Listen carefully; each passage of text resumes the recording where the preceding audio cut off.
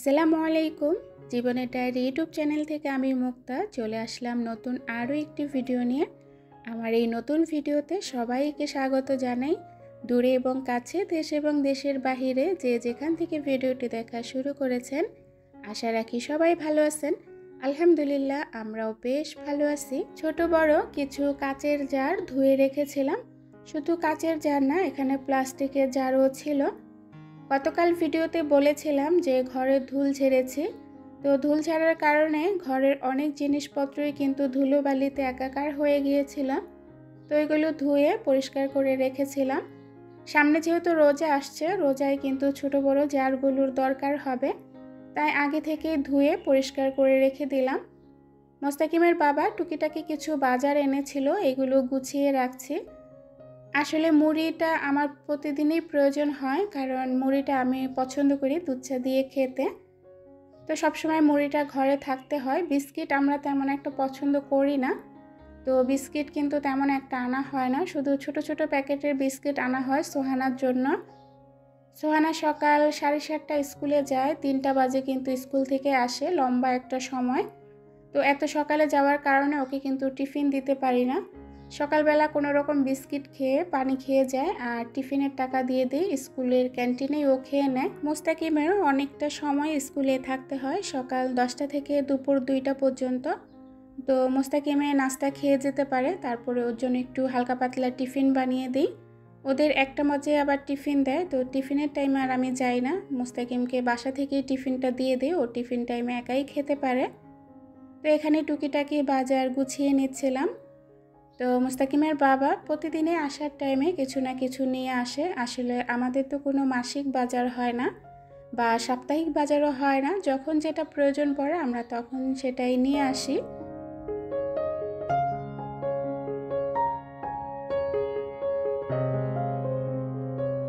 খিরাইটা কিন্তু আমার বরাবর অনেক বেশি পছন্দ। খিরাইটা তো আর সবসময় পাওয়া যায় না, যদিও শসা সবসময় পাওয়া যায়। তো মোস্তাকিমের বাবা প্রতিদিনে আসার টাইমে 1-2 কেজি করে খিরাই নিয়ে আসে।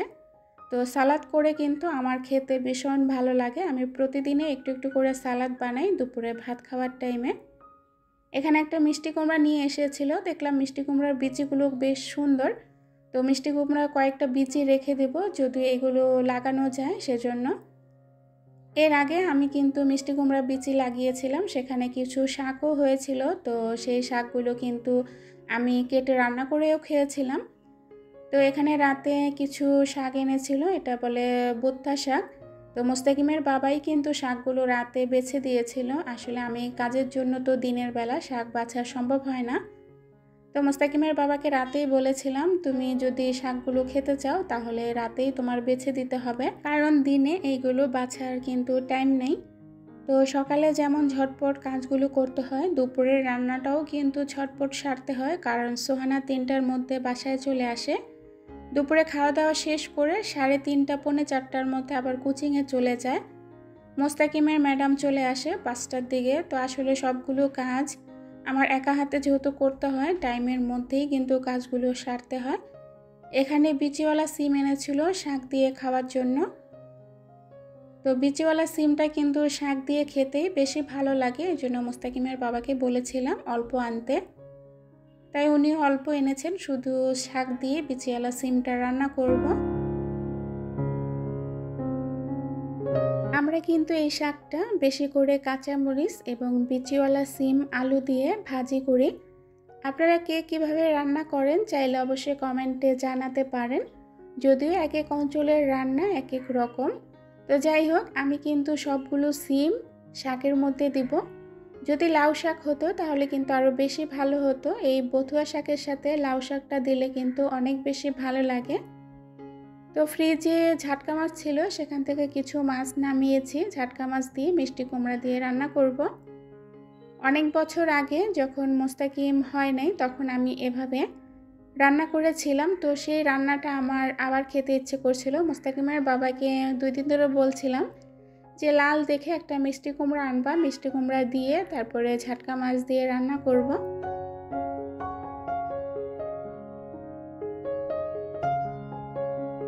মিষ্টি কুমড়ার বিচিগুলো রেখে দিলাম।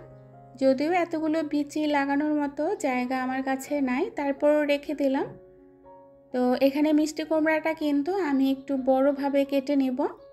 মাছের মধ্যে লবণ আর হলুদের গুঁড়া দিয়ে এখন মাখিয়ে রেখে দিব। কিছুক্ষণ রাখার পর মাছটা ভেজে তারপর মিষ্টি কুমড়া ভেজে রান্না করব। এখন কিন্তু অনেক কাজ করতে হবে, সামনে রোজা চলে এসেছে, তারপর শবে বরাত। আস্তে আস্তে ঘরের কাজগুলো সব করে এগিয়ে রাখতে হবে। তাই কিন্তু তেমনভাবে ভিডিওটা করতে পারছি না, শুধু একটু একটু কোনো রকম আপনাদের সাথে শেয়ার করার জন্য ভিডিওটা করা। আসলে রান্নার ফাঁকে ফাঁকেও কিন্তু অনেক কাজ করতে হয়। ভিডিও অন করে কাজ করতে গেলে সত্যি অনেক বেশি কাজের ক্ষতি হয়ে যায়। আর এখন এমনিতেও ভিডিও করতে আমার একদমই ভালো লাগে না, কেন জানি দিন দিন অধৈর্য হয়ে যাচ্ছি। মানে ভিডিও করাটা, এডিটিং করাটা, ভয়েস দেওয়াটা কেমন যেন একটা প্যারার মতো হয়ে গিয়েছে। শাকটা হয়ে গিয়েছে, এখন শুধু বাগার দিলেই হয়ে যাবে। কিছু পেঁয়াজ দিয়েছিলাম, বেশি করে কাঁচামরিচ দিয়েছিলাম। তো এখন শাকটা বাগার দিয়ে নেব। পেঁয়াজ কুচি আর রসুন কুচি বাদামি কালার করে ভেজে নিয়েছি। এখন শাকটা দিয়ে দিলাম, একটু ভালো করে ভাজা ভাজা করার পর শাকটা নামিয়ে নিব। মোস্তাকিমের বাবা গতকাল রাতে 3টা বোম্বাই মরিচ এনেছিল। তো শাকের সাথে বোম্বাই মরিচ কিন্তু বেশ জমে যাবে। আপনারা কেউ খেয়েছেন কি না বলবেন। আমি কিন্তু নিরামিষ বা শাক রান্না করলে বোম্বাই মরিচটা অনেক বেশি মিস করি।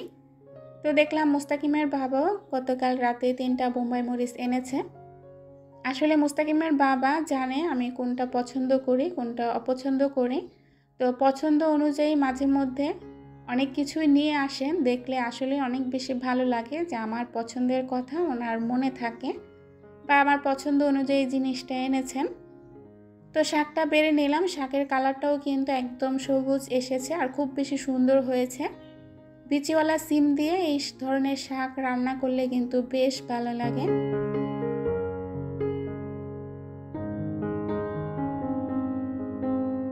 মাছ ভাজাটা বসিয়ে দিলাম। তো আমি কিন্তু শাক আর তরকারি সিলিন্ডারে রান্না করেছি। শুধু শাকটা লাইনের গ্যাসে বাগার দিয়েছিলাম। তো সিলিন্ডারে যদি রান্না না করতাম তাহলে শাকটা কিন্তু দেখতে অতটা সবুজ হতো না বা খেতেও ভালো লাগতো না। আসলে বাচ্চারা যেহেতু তাড়াতাড়ি চলে আসবে তাই সিলিন্ডারে রান্না করছি। আমি যদি একটু অপেক্ষা করতাম তাহলে কিন্তু লাইনের গ্যাসে রান্না করতে পারতাম। তো 2টার পরেই কিন্তু লাইনের গ্যাসটা চলে আসে। তো সোহানা যেহেতু চলে আসবে, মোস্তাকিম চলে আসবে, তাই অপেক্ষা করার মতো সময় তো নাই, তাই সিলিন্ডারে রান্নাটা করে নিচ্ছি। মাছটা প্রথমে ভেজে নিচ্ছি, তারপরে মিষ্টি কুমড়াটা ভাজবো।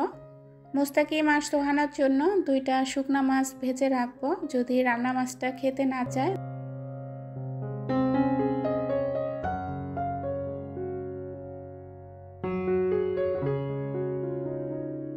মাছটা ভাজা হয়ে গিয়েছে, এখন একে একে উঠিয়ে নেব, তারপরে মিষ্টি কুমড়াটা ভেজে নেব। আমি কিন্তু এখন বাসায় একাই থাকি বেশিরভাগ সময়টা। বাচ্চারা এই টাইমটা স্কুলে থাকে, সকাল থেকে দুপুর পর্যন্ত আমার বাসায় একাই থাকতে হয়। তো একা একা কাজ করতে কিন্তু ভীষণ ভালোই লাগে। বাচ্চারা থাকলে কিন্তু বারবার ডাকাডাকি করে, তো বারবার বাচ্চাদের কাছে যেতে হয়। তো সেই ক্ষেত্রে দেখা যায় কি কাজটা অনেক দেরি হয়ে যায়। আর এখন যেহেতু একা বাসায়, তো কাজগুলো খুব মনোযোগ সহকারে করতে পারছি আর কাজগুলো দ্রুতও করতে পারছি। মিষ্টি কুমড়াটা ভালো করে ভাজার পর উঠিয়ে নেব। এভাবে তরকারি রান্না করলে কিন্তু অনেক বেশি ভালো লাগে। মিষ্টি কুমড়া কিন্তু আমরা এমনিতেও শুকনা ভেজে খাই।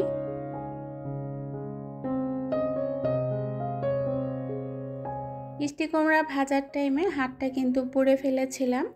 আমি কিন্তু রান্না করার টাইমে কখনো হাত পুড়ি না, খুব সতর্কভাবে সবসময় রান্নাটা করি। তবে আজ কেন জানি মিষ্টি কুমড়া দেওয়ার টাইমে হাতটা পুড়ে গিয়েছিল, তেলটা ছিটে এসে অনেক বেশি জ্বালা করছিল। তো সেই জ্বালা নিয়েই কিন্তু রান্নাটা করছি।